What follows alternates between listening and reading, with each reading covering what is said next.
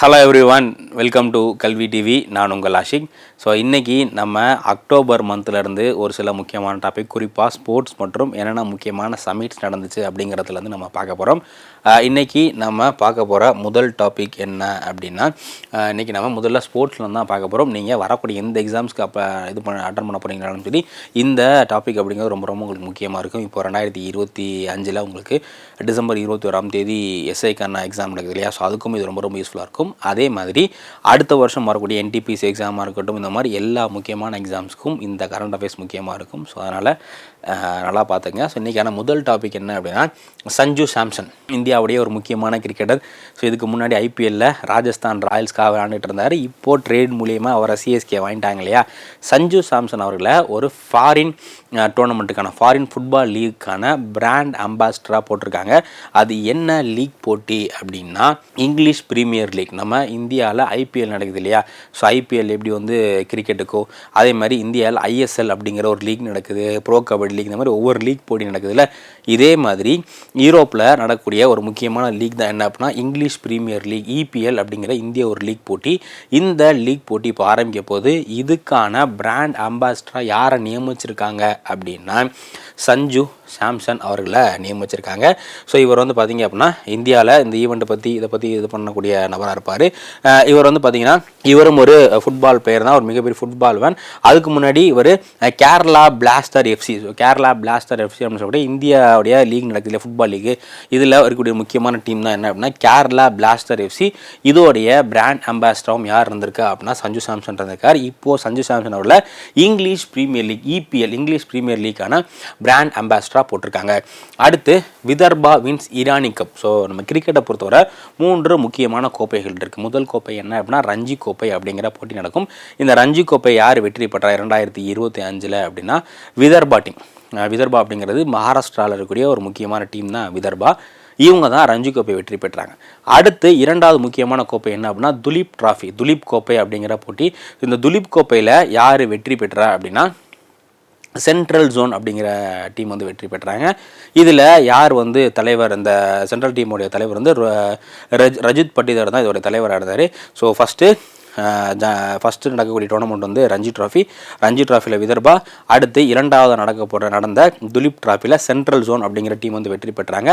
அடுத்து 3வதாக உள்ள முக்கியமான போட்டி என்ன அப்படின்னா இரானி கோப்பை. ஓகேங்களா? இரானி கோப்பை அப்படிங்கிறது, இந்த இரானி கோப்பையை பொறுத்தவரை இதில் ரஞ்சி டீமில் வெற்றி பெறக்கூடிய அணியும் ரெஸ்ட் ஆஃப் த இந்தியா அப்படிங்கிற அணியும் விளையாடுவாங்க. ஸோ இதில் இந்த இரானி போட்டியில் யார் வெற்றி பெற்றிருக்கா அப்படின்னா இரானி போட்டியில் விதர்பா அணி. இரானி போட்டியில் விதர்பா, ஸோ இரானி போட்டியில் விதர்பா டீம் தான் வெற்றி பெற்றிருக்காங்க.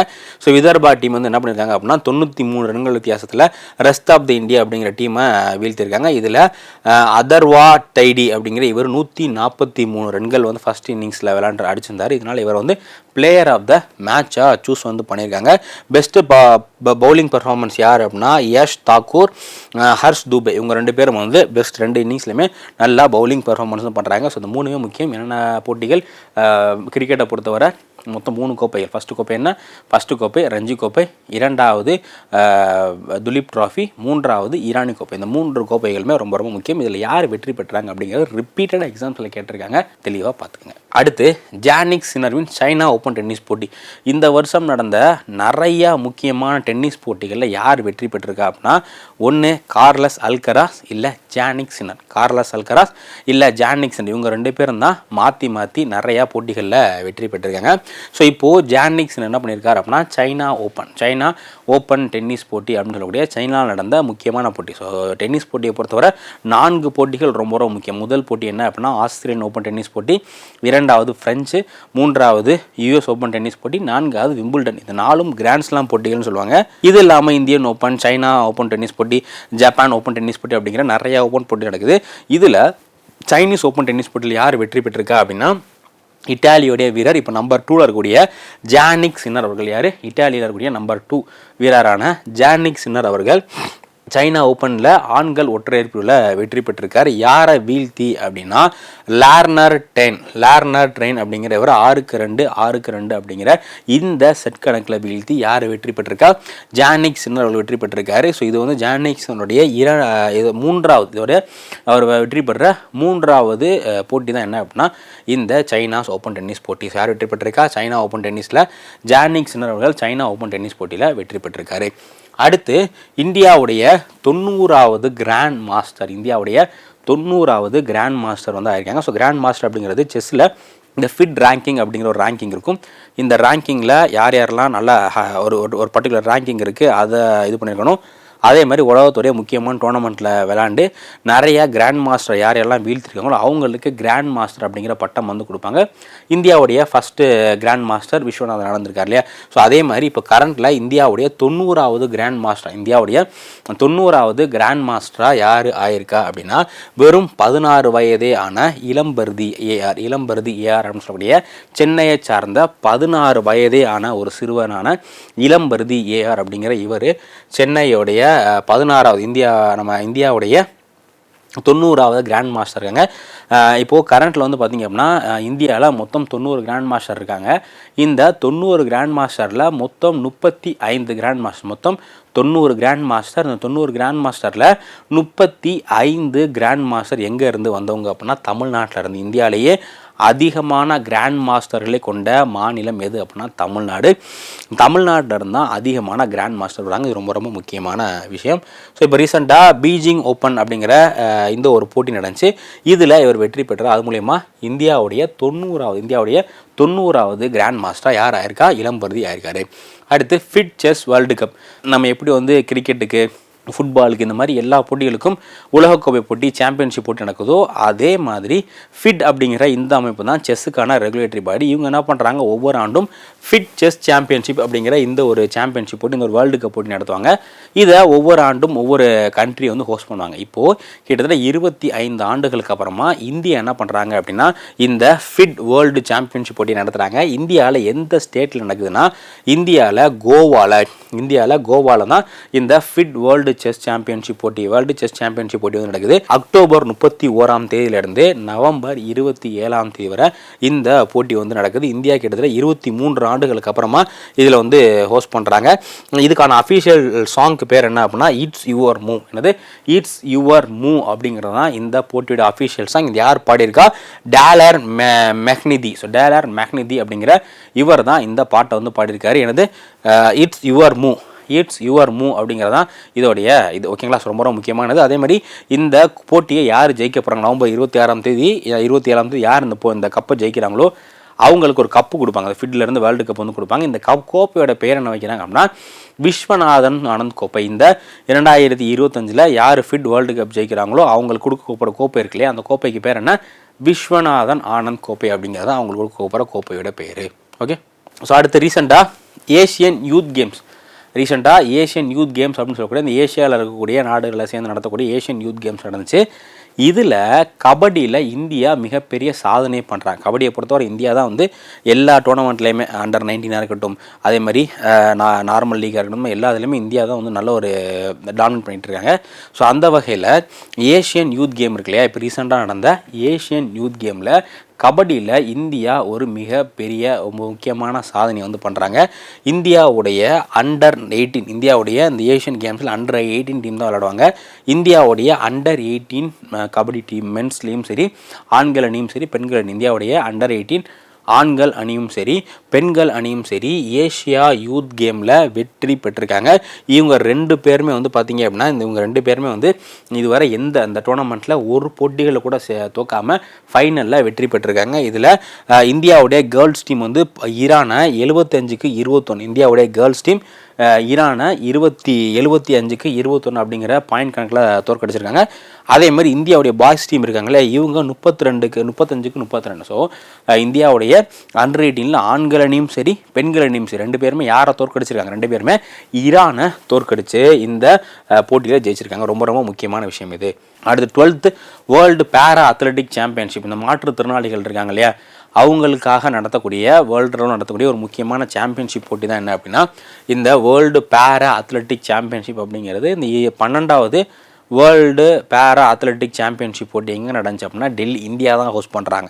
ஓகேங்களா, ரொம்ப காலத்துக்கு அப்புறமா இந்தியா ஹோஸ்ட் பண்ணுறாங்க. இந்தியாவில் எங்கே இந்த போட்டி நடக்குது அப்படின்னா இந்தியாவில் நியூ டெல்லியில் தான் இந்த போட்டி நடக்குது. இந்த போட்டியை பொறுத்தவரை இந்த போட்டிக்கான ஒரு மேஸ்கட், ஒவ்வொரு போட்டிக்கும் ஒரு சின்னம் அறிவிப்பாங்க இல்லையா, அதே மாதிரி இந்த போட்டிக்கும் ஒரு சின்னம் இருக்குது. அந்த சின்னத்தோட பேர் என்ன அப்படின்னா வஜ்ரா. ஸோ வஜ்ரா அப்படிங்கிறது ஒரு சின்ன யானை, ஒரு குட்டி யானை. அந்த யானைக்கு வந்து பார்த்திங்கன்னா ஒரு கால் வந்து நம்ம அந்த செயற்கை கால் பொருத்தின மாதிரி, நம்ம அந்த ரன்னிங் போகிறவங்களாம் வந்து செயற்கை கால் பொருத்திருப்பாங்க இல்லையா, இந்த மாதிரி செயற்கை கால் பொருத்தின மாதிரியான ஒரு யானை தான் என்ன வஜ்ரா அப்படிங்கிற யானை. ஸோ இந்த யானை தான் இந்த ஈவெண்ட்டுக்கான மேஸ்காட்டாக இருக்குது. அதே மாதிரி இந்த ஈவெண்ட்டை பொறுத்தவரை ஒரு நபரை பிராண்ட் அம்பாஸ்டராகவும் நியமிச்சிருக்காங்க. அந்த பிராண்ட் அம்பாஸ்டர் யார் அப்படி கங்கனா ரணாவத். இப்போது எம்பிஆருடைய கங்கனா ரணாவத் இருக்காங்க இல்லையா, ஸோ கங்கனா ரணாவத் தான் இதுக்கான பிராண்ட் அம்பாஸ்டர் நியமிச்சிருக்காங்க. இதில் 100க்கும் மேற்பட்ட நாடுகளை சேர்ந்த 100க்கும் மேற்பட்ட நாடுகளை சேர்ந்த 1000 பேரா அத்லெட்ஸ் என்ன பண்ண போகிறாங்க அப்படின்னா இந்த போட்டியில் பங்கேற்க போகிறாங்க. ரொம்ப ரொம்ப முக்கியம். என்ன போட்டி? 12வது வேர்ல்டு பேரா அத்லெட்டிக் சாம்பியன்ஷிப். 12வது வேர்ல்டு பேரா அத்லெட்டிக் சாம்பியன்ஷிப். ஓகேவா. ஸோ அடுத்து Ahmedabad recommended for 2030 Commonwealth game. 2030ஆம் ஆண்டு 2030 காமன்வெல்த் போட்டி. ஸோ காமன்வெல்த் அப்படிங்கிறது ஒரு முக்கியமான கூட்டமைப்பு. இந்த காமன்வெல்த் கூட்டமைப்பில் யார் இருப்பா அப்படின்னா இந்தியா எப்படி ஒரு காலத்தில் பிரிட்டிஷ்க்கு அடியில் காலனியாக இருந்துச்சோ அதே மாதிரி நிறைய நாடுகள், கிட்டத்தட்ட 50 நாடுகள் கிட்ட பிரிட்டிஷோடைய காலனியாக இருந்தாங்க. இந்த எல்லா நாடுகள் ப்ளஸ் பிரிட்டிஷ் இவங்க எல்லாமே சேர்ந்து உருவாக்கின ஒரு அமைப்புக்கு பேர் தான் காமன்வெல்த். இந்த காமன்வெல்த் நாடுகளுக்கான ஒரு கேம்ஸ், ஒரு விளையாட்டு போட்டி, வேர்ல்டு கப்பு, அதே மாதிரி நம்ம ஒலிம்பிக் இருக்குல்ல, அதே மாதிரி காமன்வெல்த்துக்கான கேம்ஸ் நடக்குது. இது 4 ஆண்டுகளுக்கு ஒரு, இந்த காமன்வெல்த் கேம் அப்படிங்கிறது 4 ஆண்டுகளுக்கு ஒரு முறை வந்து நடக்கும். ஸோ இப்போது இந்த காமன்வெல்த் கேம் எங்கே நடக்குது அப்படின்னா அடுத்து 2026 அடுத்து காமன்வெல்த் கேம் நடக்குது. 2026ஆம் ஆண்டு நடக்க போகிற காமன்வெல்த் கேம் வந்து கிளாஸ்கோ, ஸ்காட்லாண்டில் கிளாஸ்கோ அப்படிங்கிற இடத்துல 2026 நடக்குது. ஓகேங்களா, ஸ்காட்லாண்டில் கிளாஸ்கோவில் 2026 நடக்குது. அடுத்து 2030 அடுத்த காமன்வெல்த் கேம் எங்கே நடக்க போகுது அப்படின்னா இந்தியாவில் நடக்க போகுது. ஸோ இதுக்கு முன்னாடி இந்தியா 2010ஆம் ஆண்டு இந்தியா வந்து காமன்வெல்த் கேம் வந்து நடத்தியிருப்பாங்க. ஸோ அதுக்கு அடுத்தபடியாக இப்போது இந்த காமன்வெல்த் கேம் 2030 கிளாஸ்கோ அப்படிங்கிற இடத்துல வந்து நடக்க போகுது. இதுக்கான ஃபைனல் அப்ரூவல் வந்து எப்போ கிடைக்க போகுது அப்படின்னா இந்தியாவுக்கு வந்து நவம்பர் 26, 2025 ஃபைனல் இது வந்து கிடைக்கும். ஸோ இதுக்கு முன்னாடி இந்தியா புதுடெல்லியில் 2010ஆம் ஆண்டு எப்போ நியூ டெல்லியில் 2010 ஹோஸ்ட் பண்ணியிருந்தாங்க. அதுக்கப்புறம் இந்தியாவுக்கு ஹோஸ்ட் பண்ணுறதுக்கான வாய்ப்பு கிடைக்கல. ஏன்னா இது 4 ஆண்டுகளுக்கு ஒரு முறை தான் நடக்கும். ஓகேங்களா, ஸோ அதனால் இந்தியாவுக்கு ஹோஸ்ட் பண்ணுறதுக்கு வாய்ப்பு கிடைக்கல. இப்போது 2030 இந்தியாவுக்கு அஃபிஷியலாக வாய்ப்பு கிடைக்கிது. ஸோ இந்தியா வந்து எங்கே நடத்த போகிறாங்க அப்படின்னா இதை அகமதாபாத்தில் நடக்கக்கூடிய நரேந்திர மோடி ஸ்டேடியம் இருக்கு இல்லையா, அங்கே தான் இந்த 2030 காமன்வெல்த் கேமை இந்தியா ஹோஸ்ட் வந்து பண்ண போகிறாங்க. ஓகேங்களா. ஸோ அடுத்து இப்போ ரீசெண்டாக ரிலீஸ் பண்ணப்பட்ட முக்கியமான புக்ஸ் என்ன, அந்த புக்ஸை யாரெல்லாம் எழுதுனாங்க அப்படிங்கிறத வந்து பார்க்கலாம். ஸோ முதல்ல நம்ம பார்க்க போகிற புக் என்ன அப்படின்னா தே வில் ஷூட் அவு யூ மேடம். புக்கு பேர் என்ன? They will shoot you madam. They will shoot you madam அப்படிங்கிறது அந்த புத்தகத்தோட பேர்.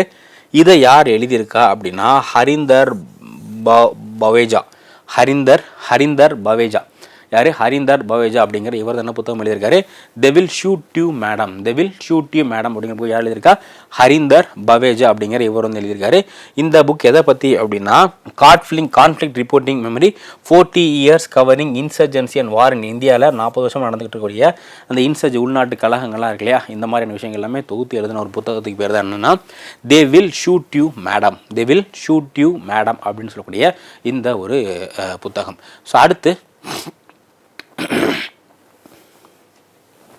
Mahatma Gandhi and environment. என்ன புத்தகம்? மகாத்மா காந்தி அண்ட் என்விரான்மெண்ட் அப்படிங்கிற இந்த ஒரு புத்தகம். இதை யார் எழுதியிருக்கா அப்படின்னா டிஎன் கோஷ்கோ அப்படிங்கிற இவர் எழுதியிருக்காரு. முக்கியமாக காந்தி சுற்றுச்சூழல் பற்றி என்ன ஃபிலாசபி வச்சுருந்தாரோ அந்த ஃபிலாசபி, அதே மாதிரி இப்போ கரண்டில் கிளைமேட்ஸ், இந்த மாதிரி எல்லா விஷயத்தையுமே காந்தியோடைய ஃபிலாசபியை கொண்டு அணுகிறதுக்காக என்ன புத்தகம் எழுதியிருக்காங்க? Mahatma Gandhi and the environment analysing Gandhian environmental thought. Analysing Gandhian environmental thought அப்படிங்கிற இந்த புத்தகத்தை யார் எழுதியிருக்கா அப்படின்னா டிஎன் கோஷோ. ஸோ டிஎன் கோஷோ அப்படிங்கிறாங்க காந்தியோடைய என்விரான்மெண்டல் ஃபிலாசபி, காந்தி வந்து என்னென்ன பற்றி என்ன சொல்லியிருக்காரு அப்படிங்கிறத பற்றின இதுக்காக Gandhian ecological philosophy, sustainability, rule development, climate ethics இதெல்லாம் இது பண்ணுறதுக்காக டிஎன் கோஷோ அப்படிங்கிற இவர் மகாத்மா காந்தியானதை மகாத்மா காந்தி அந்த என்விரான்மெண்ட் அப்படிங்கிற புத்தகத்தை எழுதியிருக்காரு. ஓகேங்களா. ஸோ அடுத்த புத்தகத்துக்கு பேர் என்ன அப்படின்னா ready, relevant and resurgent two. Ready, relevant and resurgent two shaping a future ready force. Ready, relevant and resurgence two shaping the future ready force அப்படிங்கிற இந்த புத்தகம் இந்தியாவுடைய CDS chief of defence of நம்ம முப்படைகளுடைய தளபதியாக இருக்கக்கூடிய சீஃப் ஆஃப் டிஃபென்ஸ் ஸ்டாஃப் யார்? General Anil Chauhan. இப்போ கரண்ட்டில் CDS chief of defence staff இருக்கக்கூடிய அனில் சௌஹான் இருக்கார் இல்லையா, இவர் இவர் ரிலீஸ் பண்ண புத்தகத்துக்கு பேர் தான் என்ன அப்படின்னா ready, relevant and resurgent two அப்படிங்கிற இந்த ஒரு புத்தகம். ஓகேங்களா. ஸோ இது இந்தியாவுடைய டிஃபென்ஸ் மாடர்னைசேஷன் இந்த மாதிரியான விஷயங்களை பற்றி எழுதின புத்தகம் தான் என்ன அப்படின்னா ready, relevant and resurgent two அப்படிங்கிற புத்தகம். ஓகே. ஸோ அடுத்த புத்தகம் அடுத்து வந்து பார்த்திங்க அப்படின்னா முக்கியமான சமிட்ஸ். இப்போ 2025ஆம் ஆண்டு நிறைய முக்கியமான மாநாடுகள், நிறைய முக்கியமான சமிட்ஸ் நடந்திருக்கு. அது என்னென்ன சமிட்ஸு அப்படிங்கிறத வந்து பார்க்கலாம். ஸோ சமிட்ஸை பொறுத்தவரை கொஷின் எப்படி கேட்பாங்க அப்படின்னா மெயினாக என்ன சமிட்டு எந்த இடத்துல நடந்துச்சு அப்படிங்கிறது கேட்பாங்க. சப்போஸ் ஒரு சில சமிட்டில் அதில் சில முக்கியமான தீர்மானங்கள் போட்டிருக்காங்க, இல்லை முக்கியமான டிக்ளரேஷன் பிரகடனங்கள் பாஸ் பண்ணியிருக்காங்க அப்படின்னா அந்த சமயத்தில் நம்ம வந்து கொஞ்சம் இன்டெப்த்தாக படிக்கிற மாதிரி இருக்கும். ஸோ இப்போ வந்து பார்த்திங்க அப்படின்னா பர்பிள் ஃபெஸ்ட் 2025 என்னது கோவாவில் பர்பிள் ஃபெஸ்ட் 2025 அப்படிங்கிற இந்த ஒரு மாநாடு, என்ன மாநாடு? Purple fest. So purple fest 2025 அப்படிங்கிற இந்த மாநாடு வந்து நடந்திருக்கு. இதை பற்றி நம்ம பார்க்கலாம். ஸோ அடுத்து civil military fusion as a metric of national power and comprehensive security. என்னது? Civil military fusion as a metric of national power and comprehensive security அப்படிங்கிற இந்த புத்தகம் யார் எழுதியிருக்கா அப்படின்னா lieutenant general Raj Shukla, retired lieutenant general Raj Shukla. So Raj Shukla அப்படிங்கிற இவர் எழுதியிருக்காரு அப்படின்னா civil military fusion as the metric of national power and comprehensive security அப்படிங்கிறது யார் எழுதியிருக்காரு? இவர் வந்து லெப்டினன்ட் ஜெனரல் ராஜ் சுக்லா அப்படிங்கிற இவர் வந்து எழுதியிருக்காரு. இது வந்து சிவில் மிலிட்ரி இன்டகிரேஷனை பற்றின ஒரு புத்தகம். ஓகேங்களா. ஸோ அடுத்து Shivam Shubham. Shivam Shubham the biography of a couple. Shivam Shubham biography of a couple. Shivam Shubham biography of the couple அப்படிங்கிற இந்த ஒரு புத்தகம் யார் எழுதியிருக்கா அப்படின்னா பிகே ஹரி நாராயண். பிகே ஹரி நாராயண். யார்? பிகே ஹரி நாராயண் அப்படிங்கிற இவர் என்ன புத்தகம் எழுதியிருக்காரு? Shivam Shubham the biography of a couple. Shivam Shubham biography of the couple அப்படிங்கிற இந்த புத்தகம் யார் எழுதியிருக்கா? இது பிகே ஹரி நாராயண் அப்படிங்கிற இவர் வந்து எழுதியிருக்காரு.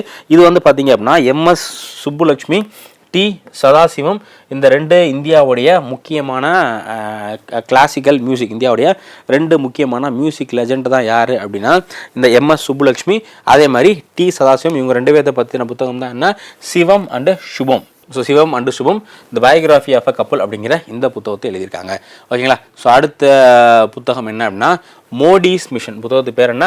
மோடிஸ் மிஷன் அப்படிங்கிற இந்த ஒரு புத்தகம். இதை யார் எழுதியிருக்கா அப்படின்னா பிரிஜேஷ் தேசாய். ரொம்ப ரொம்ப முக்கியமான புத்தகம். ரீசெண்டாக பிரதமர் நரேந்திர மோடி அவர்கள் இந்த எழுத்தாளர் இந்த புத்தகத்தை எழுதின நபர் பேர் என்ன?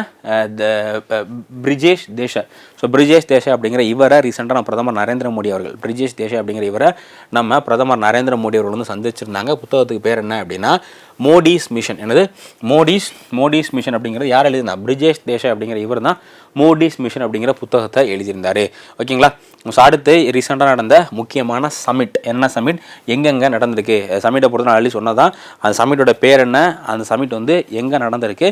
அதில் முக்கியமாக என்ன டிக்ளரேஷன் பாஸ் பண்ணியிருக்காங்க, இல்லை என்ன முக்கியமான இனிஷியேட்டிவ் கொண்டு வந்திருக்காங்க அப்படிங்கிறது ரொம்ப ரொம்ப முக்கியம். ஸோ அதனால் நெக்ஸ்ட்டு நம்ம சமிட்ஸ் பற்றி பார்க்க போகிறோம். இந்த ஆண்டு அக்டோபர் 2025 நடந்த முக்கியமான சமிட்ஸ் என்ன, எங்கே நடந்திருக்கு அப்படிங்கிறத நம்ம வந்து பார்க்கலாம். ஸோ சமிட்ஸை பொறுத்தவரை first Asian aquatic championship 2025. Asian aquatic championship 2025 அப்படிங்கிற இந்த ஒரு விஷயம் நடந்திருக்கு. இந்த ஏஷியன் அக்வாட்டிக் சாம்பியன்ஷிப் எங்கே நடந்திருக்கு அப்படின்னா ஃபஸ்ட்டு இதை அகமதாபாத் தான் என்ன பண்ணியிருக்காங்க? ஃபஸ்ட்டு முதல் முறையாக இந்தியாவில் அகமதாபாத்தில் ஏஷியா அக்வாட்டிக் சாம்பியன்ஷிப் அப்படிங்கிற இந்த ஒரு ஈவெண்ட் நடந்திருக்கு. இது வந்து பார்த்திங்க அப்படின்னா 1100க்கும் மேற்பட்ட 29 நாடுகளை சேர்ந்த 1100க்கும் மேற்பட்ட நபர்கள் வந்து கலந்துக்கிட்டாங்க. ஸோ இந்த ஈவெண்ட்டில் ஏஷியா அக்வாட்டிக் சாம்பியன்ஷிப் அப்படிங்கிற இந்த ஈவெண்ட்டில் இந்தியா வந்து மொத்தம் 13 மெடல். இந்தியாவில் மொத்தம் 13 மெடல் இந்தியா இதுவரை வாங்கினதுலேயே இதில் தான் இந்த டோர்னமெண்ட்டில் இந்த ஏஷியா அக்வாட்டிக் சாம்பியன்ஷிப்பில் இதில் 2025 அதிகமான இது வந்து வாங்கியிருக்காங்க. எத்தனை அப்படின்னா இந்தியா மொத்தம் 13 medal, 4 silver 9 France, 4 silver 9 France உட்பட இந்தியா எத்தனை மெடல் வாங்கியிருக்காங்க? 13 மெடலை இந்த ஈவெண்ட்டில் வாங்கியிருக்காங்க. அடுத்து யூரோப்பியன் செஸ் கிளப் கப். இப்போ எப்படி வந்து லீக் போட்டி நடக்குது கிரிக்கெட்டுக்கு, ஃபுட்பாலுக்கு, கபடிக்கெல்லாம் லீக் போட்டி நடக்குது இல்லையா, அதே மாதிரி யூரோப்பில் என்ன பண்ணுறாங்க அப்படின்னா செஸ்ஸுக்கான ஒரு லீக் போட்டி, யூரோப்பில் செஸ்ஸுக்கான லீக் போட்டி நடத்துகிறாங்க. அதுக்கு பேர் தான் என்ன, European chess club cup. European chess club cup அப்படிங்கிறது இந்த யூரோப்பியன் செஸ் கிளப் கப்பில் யார் வெற்றி பெற்றிருக்கா அப்படின்னா டி குகேஷ், திவ்யா தேஷ்முக். யார் டி குகேஷ், திவ்யா தேஷ்முக். இவங்க 2 பேரும் வந்து பார்த்தீங்க அப்படின்னா வெற்றி பெற்றிருக்காங்க. இவங்க 2 பேருமே வந்து ஒரு டீம், இவங்க 2 பேருமே கிளப், இவங்க 2 பேருமே கிளப் வந்து லீட் பண்ணியிருக்காங்க. ஸோ இவங்க 2 பேரும் யார் நம்ம இந்தியாவுடைய 2024 ஃபிட் உலக செஸ் சாம்பியன்ஷிப் பட்டத்தை வெற்றி பெற்ற டி குகேஷ் இருக்கார் இல்லையா, இவருடைய டீமும், இவர் ரெப்ரசன்ட் பண்ண டீமும் நம்ம இந்தியாவுடைய 88வது கிராண்ட் மாஸ்டர், இந்தியாவுடைய 88வது கிராண்ட் மாஸ்டர் கூடிய திவ்யா தேஷ்முக் இருக்காங்கல்ல, இவங்க 2 பேரும் தனித்தனியாக 2 டீமை ரெப்ரசன்ட் பண்ணாங்க. இவங்க 2 பேரும் ரெப்ரசன்ட் பண்ண டீம் வந்து யூரோப்பியா செஸ் கப்பை வெற்றி பெற்றிருக்கு. அதே மாதிரி Divya Deshmukh club won the team championship இந்த உமன் காம்படிஷன். தென் இண்டிவிஜுவல் வந்து பார்த்தீங்க அப்படின்னா இந்தியாவுடைய நிகில்சன் இருக்காருல்ல, இவர் இண்டிவிஜுவல் டோர்னமெண்ட்டில் இந்த கோல்டு மெடல் வாங்கியிருக்காரு. ஸோ இதில் வந்து என்ன பண்ணுவாங்க அப்படின்னா வேர்ல்டு முக்கியமான செஸ் பிளேயர்ஸ் எல்லாமே சேர்ந்து இந்த டோர்னமெண்ட்டில் வந்து பங்கேற்பாங்க. ஸோ அவங்க ஒவ்வொரு டீமாக இருப்பாங்க. எப்படி இந்தியாவில் IPL நடத்துகிறோம், ஈவெண்ட் நடத்துகிறோம் இல்லையா, ஸோ அதே மாதிரி டீமாக இருப்பாங்க. ஸோ அதில் திவ்யா தேஷ்முக், அதுக்கப்புறம் இவங்க 2 பேரும் விளையாண்ட டீம் வந்து டைட்டில் வந்து வெற்றி பெற்றிருக்கு. ஓகேவா. ஸோ அடுத்து 11th வேர்ல்டு கிரீன் எக்கனாமி சமிட்டில் முக்கியமான ஒரு சமிட்டு 11வது உலக பசுமை பொருளாதார உச்சி மாநாடு. 11வது உலக பசுமை பொருளாதார உச்சி மாநாடு அப்படிங்கிற இந்த ஒரு மாநாடு நடக்குது. ஸோ இந்த மாநாடை பொறுத்தவரை இந்த மாநாடு எங்கே நடந்துச்சு அப்படின்னா துபாயில். ரொம்ப ரொம்ப முக்கியம். இந்த மாநாடு எங்கே நடந்துச்சு, இந்த 11வது வேர்ல்டு கிரீன் எக்கனாமி சமிட் அப்படிங்கிற இந்த ஒரு மாநாடு துபாயில் நடந்துச்சு. இந்த மாநாடை பொறுத்தவரை இதில் 3300 நபர்கள் 30 நாடுகளிலிருந்து பங்கேற்றுட்டாங்க. இதோடைய கருப்பொருள் என்ன அப்படின்னா இனோவேட்டிங் ஃபார் இம்பேக்ட். என்னது இனோவேட்டிங் ஃபார் இம்பேக்ட் அப்படிங்கிறது தான் இந்த world green economy summit. World green economy சமிட்டோட கருப்பொருள் என்ன, innovating for impact. Innovating for impact அப்படிங்கிறது தான் இந்த கிரீன் எக்கனாமி சமிட் அப்படிங்கிற இந்த சமிட்டோடைய முக்கியமான கருப்பொருளாக இருக்குது. ஸோ இதில் எப்படி வந்து கிளைமேட் சேஞ்சை கம்மி பண்ணுறது, அதே மாதிரி நெட் ஜீரோ எமிஷன் அப்படிங்கிறது நம்ம அப்சர்வ் பண்ணக்கூடிய கார்பனுடைய அளவும் நம்ம ரிலீஸ் பண்ணக்கூடிய கார்பனோட அளவும் வந்து சேமாக இருக்கணும். நம்ம அப்சர்வ் பண்ணுற அளவு, ரிலீஸ் பண்ணுற அளவு ரெண்டுமே சேமாக இருக்கணும் அப்படிங்கிறது தான் வந்து நெட் ஜீரோ அப்படிங்கிறது. ஸோ இந்த நெட் ஜீரோ இலக்க இதை டார்கெட் வந்து நிறைய நாடுகள், இந்தியா வந்து 2070 நெட் ஜீரோ டார்கெட் வந்து அச்சீவ் பண்ணுறதுக்கான டார்கெட் இயர் ஃபிக்ஸ் பண்ணியிருக்கோம். இந்த மாதிரி இந்த நெட் ஜீரோ எமிஷனை அச்சீவ் பண்ணுறதுக்கு நாடுகள் என்ன பண்ணணும் அப்படிங்கிறத பற்றி இந்த 11வது உலக பசுமை பொருளாதார மாநாடு வேர்ல்டு கிரீன் எக்கனாமி சமிட்டில் நாடுகள் டிஸ்கஸ் பண்ணியிருக்காங்க. ஸோ அடுத்து இந்தியா மொபைல் காங்கிரஸ் அப்படிங்கிற இந்த ஒரு மாநாடு ரொம்ப ரொம்ப முக்கியமான ஒரு இன்டர்நேஷ்னல் மாநாடு. இது எங்கே நடந்திருக்கு அப்படின்னா இந்த மாநாடு புதுடெல்லியில் நடந்திருக்கு. இதை நம்ம பிரதமர் நரேந்திர மோடி அவர்கள் தான் நடத்திருக்காங்க. இது வந்து ஏஷியாவில் நடக்கக்கூடிய மாநாட்டிலே ரொம்ப ஒரு மிகப்பெரிய இந்த மொபைல் ஃபோன் இருக்கு இல்லையா, மொபைல் நெட்வொர்க், இதுக்கான ஒரு மாநாடு தான் என்ன அப்படின்னா இந்தியா மொபைல் காங்கிரஸ் அப்படிங்கிற இந்த ஒரு மாநாடு.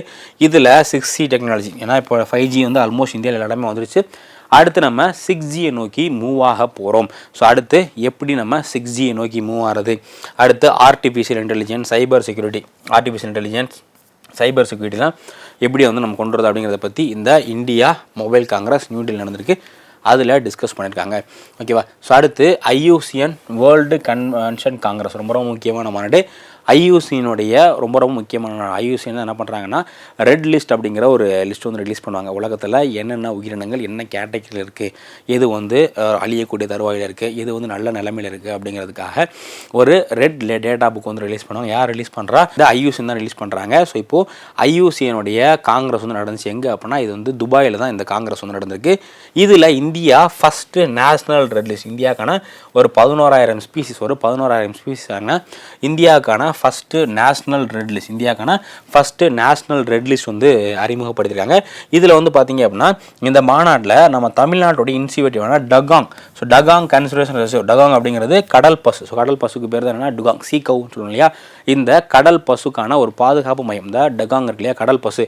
இந்த கடல் பசுவை பாதுகாக்கிறதுக்கான ஒரு பாதுகாப்பு மையத்தை தமிழக அரசாங்கம் வந்து பாக் பேல தொடங்கியிருந்தாங்க. இதை இந்த IUCNல இது பண்ணியிருக்காங்க. ஸோ IUCN அப்படிங்கிறது உலக லெவலில் உயிரினங்களை பறவைகள் விலங்குகளை பாதுகாக்கிறதுக்கான ஒரு முக்கியமான மாநாடு தான் IUCN மாநாடு. இந்த மாநாடு இப்போது துபாய் அபுதாபியில் இந்த மாநாடு நடந்திருக்கு.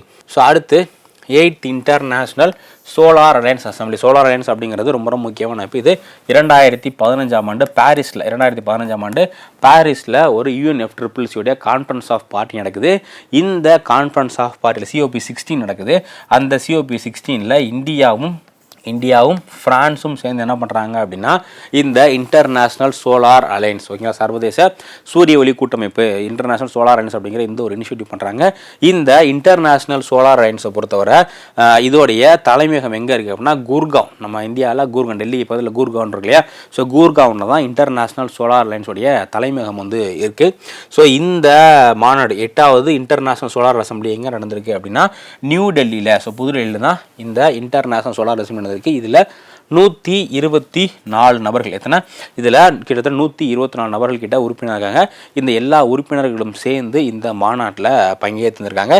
இதில் எப்படி நம்ம அந்த சோலார் எனர்ஜி உற்பத்தி பண்ணுறதை அதிகப்படுத்துறது அப்படிங்கிறத பற்றி இந்த 8வது இன்டர்நேஷ்னல் சோலார் அலையன்ஸ் மாநாட்டில் டிஸ்கஸ் வந்து பண்ணியிருக்காங்க. ஓகேங்களா. ஸோ அடுத்து நம்ம முன்னாடியே பார்த்த மாதிரி பர்பிள் ஃபெஸ்ட் அப்படிங்கிற இந்த ஒரு மாநாடு நடக்குது. இந்த பர்பிள் ஃபெஸ்ட் அப்படிங்கிற மாநாடு யாருக்காக உள்ளது அப்படின்னா டிஃபரண்ட்லி ஏபிள்டு பீப்புள், மாற்றுத்திறனாளிகள் இருக்காங்க இல்லையா, இந்த மாற்றுத்திறனாளிகளுக்கான ஒரு மாநாடு தான் பர்பிள் ஃபெஸ்ட் அப்படிங்கிற இந்த ஒரு மாநாடு. ஸோ 2025 இந்த பர்பிள் ஃபெஸ்ட் மாநாடு எங்கே நடக்குது? கோவாவில் 2025 கோவாவில் தான் பர்பிள் ஃபெஸ்ட் அப்படிங்கிற இந்த ஒரு மாநாடு. இது குறிப்பாக பர்சன் வித் டிசபிலிட்டி, ஸோ மாற்றுத்திறனாளிகளுக்காக உள்ளது. மாற்றுத்திறனாளிகளுக்கு எல்லா ரைட்ஸுமே கிடைக்கணும். இப்போ நம்ம நார்மல் பீப்புளுக்கு எப்படி எல்லா ரைட்ஸுமே கிடைக்குது, நம்ம எல்லாமே ஆக்சஸ் பண்ணுறோம் இல்லையா, அதே மாதிரி மாற்றுத்திறனாளிகளுக்கும் அவங்க எல்லா விஷயத்தையும் ஆக்சஸ் பண்ணணும், அவங்களுக்கு எல்லா ரைட்ஸுமே கிடைக்கணும் அப்படிங்கிறதுக்காக நடத்தப்படக்கூடிய ஒரு மாநாடு தான் இந்த மாநாடு. ஸோ இதை நம்மளோட மினிஸ்ட்ரி ஆஃப் சோஷியல் ஜஸ்டிஸ் தான் இந்த மாநாடு நடத்துகிறாங்க. ஓகேவா. ஸோ அடுத்து இந்தியா மங்கோலியா ஸ்ட்ராட்டஜிக் சமிட் அப்படிங்கிற இந்த ஒரு சமிட் வந்து நடந்திருக்கு. இது இந்தியாவும் ஒரு முக்கியமான சென்ட்ரல் ஏஷியன் கண்ட்ரியான மங்கோலியாவும் சேர்ந்து இந்த மாநாடு வந்து போட்டிருக்காங்க. இதில் மொத்தம் 10 புரிந்துணர்வு ஒப்பந்தங்கள், மொத்தம் 10 புரிந்துணர்வு ஒப்பந்தம் எது சம்மந்தமாக உள்ளது அப்படின்னா digital cooperation and culture. So digital cooperation, online cooperation, digital cooperation மற்றும் கல்ச்சருக்காக ஒரு 10 அக்ரிமெண்ட் வந்து போட்டிருக்காங்க.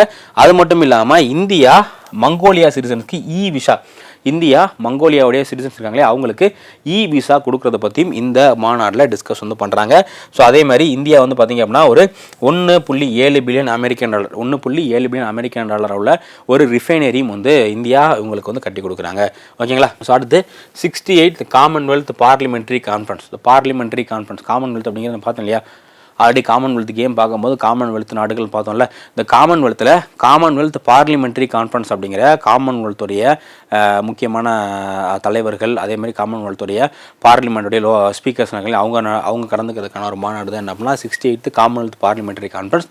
இது எங்கே நடந்திருக்குன்னா பார்படோஸில் 68th. ஸோ பார்படோஸில் 68th Commonwealth parliamentary conference, 68th Commonwealth parliamentary conference. 68th Commonwealth parliamentary conference எங்கே நடந்திருக்கு அப்படின்னா இது பார்படோஸ். எந்த இடத்துல? பார்படோஸ் அப்படிங்கிற இடத்துல 68th காமன்வெல்த் பார்லிமெண்ட்ரி கான்ஃபரன்ஸ் அப்படிங்கிற இது வந்து நடந்திருக்கு. இதில் இந்தியாவுடைய டெலிகேட்ஸ், இந்தியாவுடைய பிரதிநிதிகளை யார் வந்து லீட் பண்ணிட்டு போயிருக்கா அப்படின்னா நம்மளுடைய லோக்சபா ஸ்பீக்கர், மக்களவை சபாநாயகர் ஓம் பிர்லா வந்து லீட் பண்ணிட்டு போயிருக்கா. இதோடைய கருப்பொருள் என்ன அப்படின்னா காமன்வெல்த் குளோபல் பார்ட்னர் அப்படிங்கிறது தான் இந்த மாநாடுடைய கருப்பொருளாக இருந்திருக்கு. ஸோ இன்றைக்கி பார்த்தது எல்லாமே அக்டோபர் மந்தோடைய முக்கியமான ஸ்போர்ட்ஸு தென் சமிட்டோடைய முக்கியமான கரண்ட் அஃபேர்ஸ். இந்த கரண்ட் அஃபேர்ஸ்லேருந்து வரக்கூடிய எல்லா எக்ஸாம்ஸ்லேயும் கண்டிப்பாக கேள்விகள் கேட்குறதுக்கு வாய்ப்பு இருக்குது. ஸோ அதனால் இந்த டாப்பிக்கை தெளிவாக படிச்சுக்கோங்க. நம்ம இதுவரை 2025 ஜனவரியிலேருந்து அக்டோபர் வரை இருக்கக்கூடிய எல்லா கரண்ட் அஃபேர்ஸும் அப்லோட் பண்ணிட்டோம். நம்ம வரக்கூடிய நாட்களில் அடுத்து பெண்டிங் இருக்கக்கூடிய டாபிக் எல்லாமே பார்த்துடலாம். ஸோ நீங்கள் நம்ம நடத்தக்கூடிய கரண்ட் அஃபேர்ஸை ப்ராப்பராக பார்த்துட்டு நான் சொல்கிற முக்கியமான பாயிண்ட்லாம் இருக்கு இல்லையா, அதெல்லாமே நோட்ஸ் எடுத்து வச்சுட்டு படிச்சிங்க அப்படின்னா ஈஸியாக கரண்ட் அஃபேர்ஸில் ஃபுல் மார்க் வந்து வாங்கிடலாம். ஏன்னா இப்போது எல்லா எக்ஸாம்ஸ்லேயும் கரண்ட் அஃபேர்ஸ்க்கான ரிலவன்ஸ் அப்படிங்கிறது அதிகமாகிட்டே போகுது. நிறையா கொஸ்டின்ஸ் கேட்குறாங்க. போன வருஷம்லாம் ஆர்ஆர்பி NTPCயில் கிட்டத்தட்ட 15 கேள்வி கரண்ட் அஃபேர்ஸ்லேருந்து கேட்டிருந்தாங்க. ஸோ அதனால் கரண்ட் அஃபேர்ஸ்க்கு டெய்லியும் வந்து நம்மளை ஃபாலோ பண்ணுங்கள். ஸோ நம்ம இதில் நிறைய முக்கியமான கரண்ட் அஃபேர்ஸ் வந்து போட்டுட்ருக்கோம். ஸோ நம்ம அடுத்த செஷனில் வந்து மீட் பண்ணலாம். தேங்க்யூ.